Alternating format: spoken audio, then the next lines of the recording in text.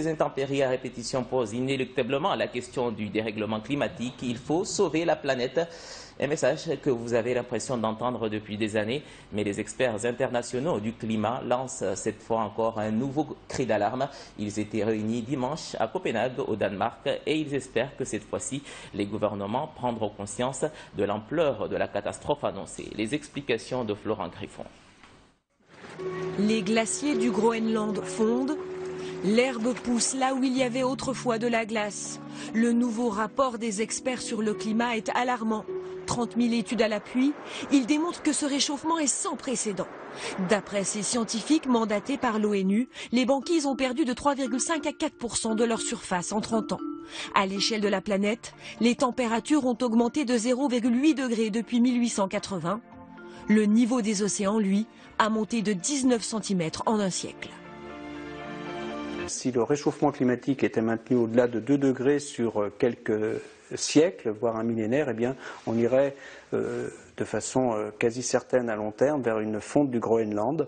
Et cela, ce sont des élévations du niveau de la mer de l'ordre de 7 mètres. Donc le message principal de ce rapport, c'est vraiment l'urgence.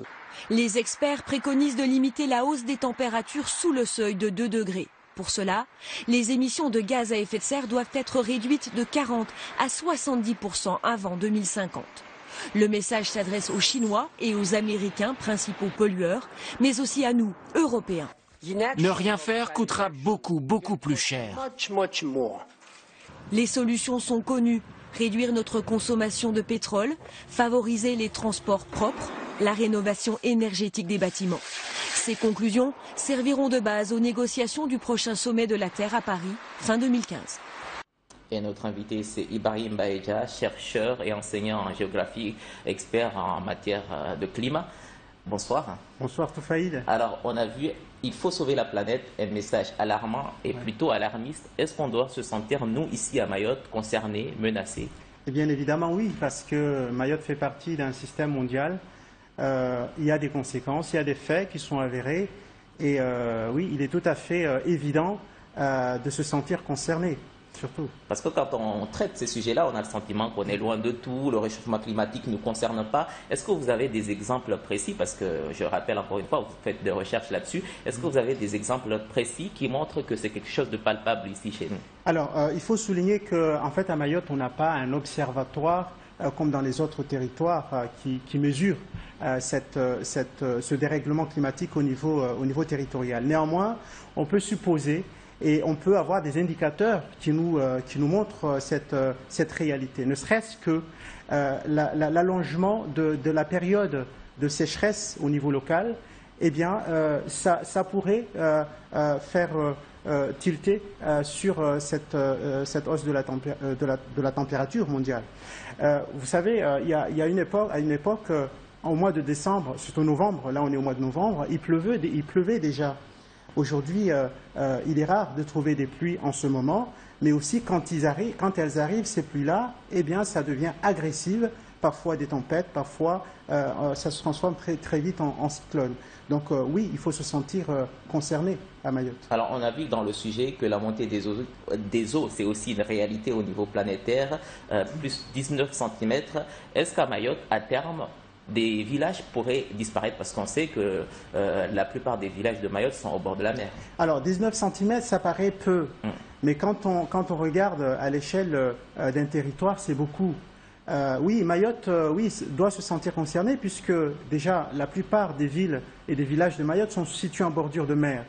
Et puis ensuite, il y a un phénomène qui est exceptionnel dans les territoires volcaniques. Il y a un phénomène d'affaissement, c'est-à-dire que le territoire est en train de s'affaisser petit à petit.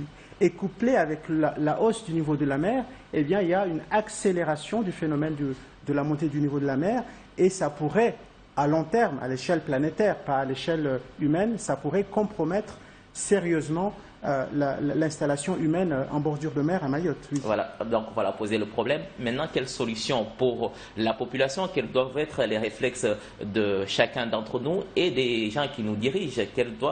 Quelle politique mettre en place pour éviter ce... Alors, vous savez, Mayotte actuellement émet environ 180 000 tonnes d'équivalent CO2 dans l'atmosphère. Donc, c'est pas rien à l'échelle territoriale.